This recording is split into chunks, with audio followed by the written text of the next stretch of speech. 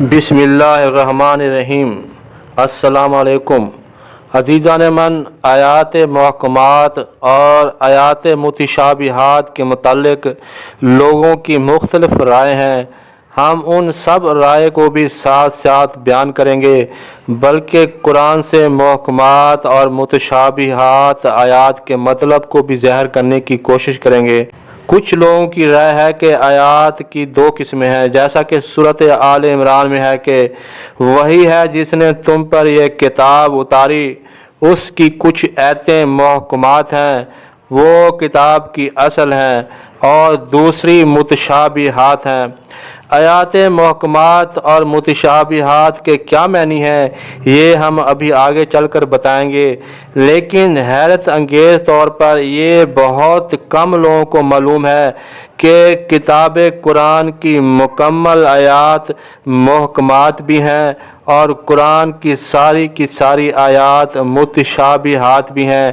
जैसा कि सूरत हूद में फरमाया कि उसकी किताब की सारी आयतें महकम हैं। अलिफ लाम रा, ये एक ऐसी किताब है कि इसकी आयात महकम की गई हैं, फिर तफसील के साथ बयान की गई हैं, एक बाखबर हिकमत वाले की तरफ से। फिर अल्लाह ताला ने साथ ये भी बताया है कि इस किताब की सारी आयात मुतशाबिहात भी हैं, जैसा कि सूरत ज़मर में फरमाया, अल्लाह ने नाज़िल की ऐसन हदीसों वाली किताब मुतशाबिहात के दोहराई जाने वाली हैं। अब सवाल ये है कि आखिर क्यों कुरान की सारी आयात महकमात भी हैं और सारी आयात मुतशाबिहात भी हैं। फिर साथ साथ अल्लाह ताला ये भी फरमाते हैं कि कुछ आयात महकमात हैं, वो उम्मुल किताब हैं, और कुछ आयात मुतशाबिहात भी हैं। अज़ीज़ान मन, आखिर सारी आयात महकमात क्यों हैं? इसलिए कि अल्लाह ताला ने कुरान की सारी आयात को हदायत फरमाया है।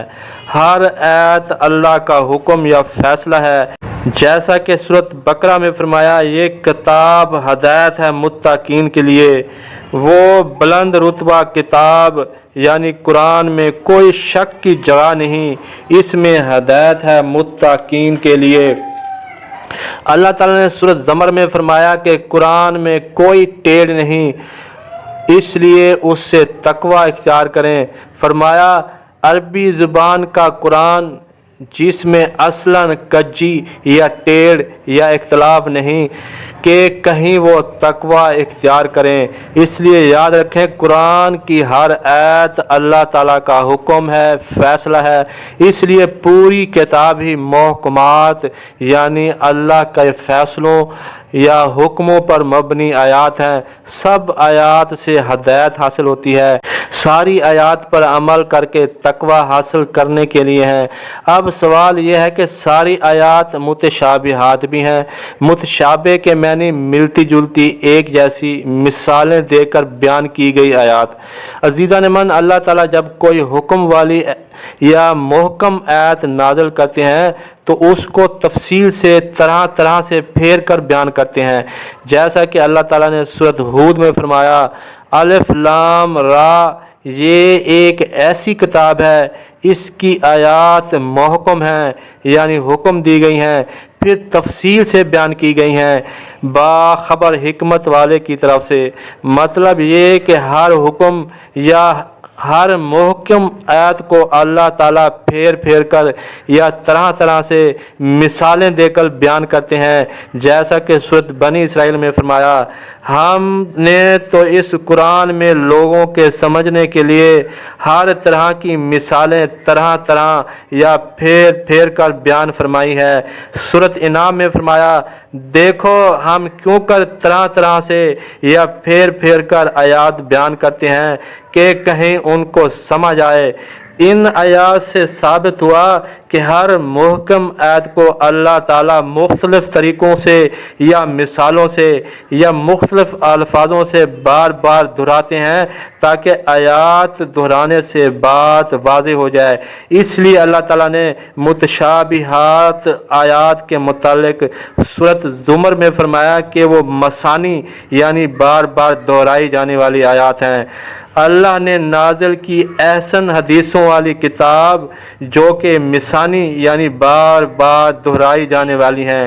دیکھیں جیسے صلاۃ قائم کرو اور زکوٰۃ دینا اللہ تعالیٰ کی ایک محکم آیت یا واضح اٹل حکم ہے، جیسا کہ سورۃ بقرہ میں فرمایا، اور صلاۃ قائم رکھو اور زکوٰۃ دو اور رکوع کرنے والوں کے ساتھ رکوع کرو۔ اللہ تعالیٰ کی اسی آیت کو پورے قرآن میں مختلف انبیاء کرام کے ساتھ بار بار دہرایا گیا ہے، جیسا کہ سورۃ بقرہ ہی کی آیت نمبر 83 میں بنی اسرائیل کے ساتھ ذکر کیا گیا ہے، اور سورۃ بقرہ کی آیت نمبر 125 میں حضرت ابراہیم علیہ السلام اور حضرت اسماعیل علیہ السلام کے ساتھ صلاۃ کا ذکر کیا گیا ہے۔ سورۃ آل عمران کی آیت نمبر 39 میں حضرت یحییٰ علیہ السلام کے ساتھ صلاۃ کا ذکر کیا گیا ہے۔ سورۃ نساء کی آیت نمبر 103 میں صلاۃ کا ذکر ہے۔ الغرض 20 جگہ پر صلاۃ اور زکوٰۃ کا ذکر ہے۔ اب یہ اللہ کا حکم ہے، اس لیے یہ آیت محکم ہے، اور بار بار دہرائی جانے والی آیت متشابہات مثانی بھی ہے۔ چاہے آیت محکم ہو یا آیت متشابہات ہو، ہر حال میں دونوں قسم کی آیات پر عمل کرنا لازم ہے۔ جیسے صلاۃ و زکوٰۃ آیات محکم بھی ہے اور آیات متشابہ جو بار بار دہرائی بھی جاتی ہے، اس لیے صلاۃ و زکوٰۃ پر ہر حال میں عمل کرنا لازمی ہوتا ہے۔ اب کچھ لوگ متشابہات آیات کو شبہ والی یعنی شک کرنے والی آیات بھی کہتے ہیں۔ ہرگز نہیں، کوئی بھی آیت شبہ والی نہیں ہے، کیونکہ اللہ تعالیٰ نے واضح بتا دیا ہے کہ اس کی ایک ایک آیت میں شک نہیں ہے، جیسا کہ سورۃ بقرہ میں فرمایا، وہ بلند رتبہ کتاب یعنی قرآن میں کوئی شک کی جگہ نہیں، اس میں ہدایت ہے متقین کے لیے، جیسا کہ سورۃ نساء میں فرمایا، تو کیا تدبر نہیں کرتے قرآن میں؟ اگر وہ غیر خدا کے پاس سے ہوتا تو ضرور اس میں اختلاف پاتے۔ اس لیے یاد رکھیں، آیات متشابہات شک شبہ والی آیات نہیں ہوتی، بلکہ ایک محکم آیت بار بار دہرائی جاتی ہے، یا طرح طرح سے یا پھیر پھیر کر بیان کی جاتی ہے، یا بار بار مثال دے کر بیان کی جاتی ہے، تو وہ محکم آیت سے آیات متشابہات میں بدل جاتی ہے۔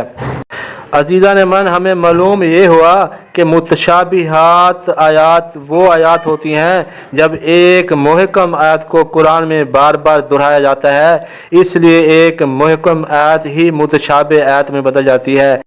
لیکن متشابہ آیات کے ایک معنی مزید بھی ہیں۔ ہر وہ آیت جس کے دو الگ الگ معنی یا مطلب ہوں، جیسے سورۃ بقرہ کی ایک ہی آیت کے دو معنی و مطلب حاصل ہوتے ہیں، ان کی کہاوت یا مثال جو اپنے مال اللہ کی راہ میں خرچ کرتے ہیں، اس دانے کی طرح جس نے اگائی 7 بالیں، ہر بال میں 100 دانے، اور اللہ اس سے بھی زیادہ بڑھائے جس کے لیے چاہے، اور اللہ وسعت والا علم والا ہے۔ اس آیت میں پہلا مطلب یہ ہے کہ اللہ تعالیٰ کی راہ میں ایک دانہ خرچ کرنے سے 700 دانے سے بھی زیادہ ثواب واپس دیتے ہیں۔ اسی آیت میں اللہ تعالیٰ نے زراعت کی سپر ٹیکنالوجی بھی بتائی ہے کہ اگر ہم زراعت میں ترقی کرتے جائیں گے تو زمین میں ایک دانہ لگانے سے ہم 700 دانے سے بھی زیادہ دانے حاصل کر سکتے ہیں۔ حالانکہ اب تک زراعت ترقی کرتے کرتے ایک دانے سے 10 دانے سے شروع ہو کر 120 دانے حاصل کرنے تک کی ترقی کر چکی ہے، مستقبل میں ضرور مزید آگے بھی بڑھے گی۔ قرآن میں ایسی آیات کو بھی متشابہات آیات کہتے ہیں جن کے دو الگ الگ مثبت معنی ہوتے ہیں۔ جیسے قرآن کا ایک لفظ ہے جس کے معنی ماں ہے، جیسا کہ سورۃ ماں میں ہے، حرام ہوئی تم پر تمہاری یعنی مائیں، اور سورۃ آل عمران میں ہے کہ الکتاب۔ الکتاب میں کے دوسرے معنی کتاب کی اصل ہے۔ الکتاب میں کے حقیقی معنی نہیں ہے، لفظ ایک ہی ہے لیکن دو الگ الگ یا متشابہ مثانی یعنی دو مطلب ہیں۔ جیسے حرام کے دو معنی ہیں، جیسے تمہاری مائیں تم پر حرام ہیں، جیسے مسجد الحرام یعنی پاکیزہ مسجد۔ اب سوال یہ ہے کہ کچھ لوگ جن کے دل میں کجی یا ٹیڑھ یا برائی ہوتی ہے وہ متشابہات آیات کی اتباع کر کے تعویل بھی کرتے ہیں تاکہ فتنہ پیدا کریں، جیسا کہ سورۃ آل عمران میں ہے۔ وہی ہے جس نے تم پر یہ کتاب نازل کی، اس کی کچھ آیات محکم ہیں، وہ کتاب کی اصل ہیں، اور دوسری متشابہات ہیں، اور جن کے دلوں میں کجی یا ٹیڑھ یا برائی ہے وہ متشابہ والی کے پیچھے پڑتے ہیں تاکہ فتنہ یا فساد چاہیں اور اس کی تعویل کرتے ہیں۔ عزیزان من، جن کے دلوں میں ٹیڑھ یا کجی ہوتی ہے وہ ان متشابہات آیات کے پیچھے پڑتے ہیں جن کے دو معنی ہوں، جیسا کہ اوپر بتایا بھی ہے، اور جیسے صحابہ رضا اللہ تعالیٰ کے رسول کو عزت دینے کے لیے رائنا فرماتے تھے، لیکن یہودیوں کی زبان میں رائنا کے دوسرے غلط معنی بھی ہیں، اس لیے یہودی اس متشابہ آیت کو پکڑتے اور اللہ کے رسول پر طنز کرتے تھے فتنہ و فساد کے لیے، نعوذ باللہ من ذالک۔ اس لیے اللہ تعالیٰ نے صحابہ رضا کو رائنا کہنے سے منع فرما دیا تھا، جیسا کہ سورۃ بقرہ میں ہے، اے ایمان والو رائنا نہ کہو اور یوں عرض کرو کہ حضور ہم پر نظر کریں، اور پہلے ہی سے باغور سنو، اور کافروں کے لیے دردناک عذاب ہے۔ سورۃ نساء میں ایک بار پھر فرمایا، کچھ یہودی کلاموں کو ان کی جگہ سے پھیرتے ہیں اور کہتے ہیں ہم نے سنا اور نہ مانا، اور سنیے آپ سنائے نہ جائیں، اور رائنا کہتے ہیں زبانیں پھیر کر اور دین میں طعنہ کے لیے۔ اگر وہ کہتے ہم نے سنا اور مانا اور حضور ہم پر نظر فرمائیں تو ان کے لیے بھلائی اور راستی میں زیادہ ہوتا، لیکن ان پر تو اللہ تعالیٰ نے لعنت کی ان کے کفر کے سبب، تو یقین نہیں رکھتے مگر تھوڑا۔ عزیزان من، آپ کو اب معلوم ہوا کہ جن کے دل میں کجی ہوتی ہے وہ آیت کے یا لفظ کے درست اور مثبت معنی کو چھوڑ کر غلط معنی و مطلب لے کر تعویل کرتے ہیں تاکہ فتنہ و فساد برپا کریں، جیسے یہودی رائنا کا غلط مطلب لیتے تھے۔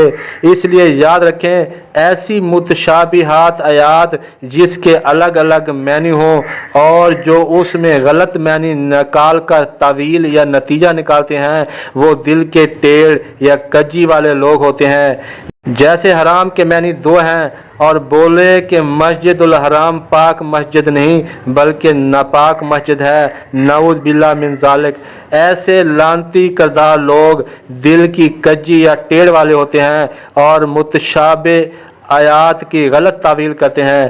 اب سوال یہ ہے کہ تعویل کا علم صرف اللہ تعالیٰ کو حاصل ہے یا علم راسخون والے بھی تعویل کر سکتے ہیں، جیسا کہ سورۃ آل عمران میں فرمایا ہے، اور اس کی ٹھیک تعویل یا نتیجہ اللہ ہی کو معلوم اور پختہ علم والے، اور کہتے ہیں ہم اس پر ایمان لائے، سب ہمارے رب کے پاس سے ہے، اور نصیحت نہیں مانتے مگر عقل والے۔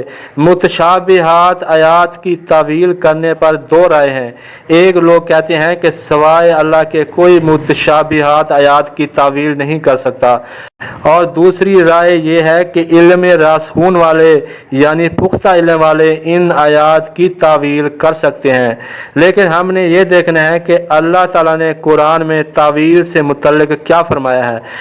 ہمیں معلوم ہے کہ قرآن احسن الحدیث متشابہات آیات ہیں، جیسا کہ سورۃ زمر میں ہے، اللہ نے نازل کی احسن حدیثوں والی کتاب متشابہات کے دہرائی جانے والی ہیں۔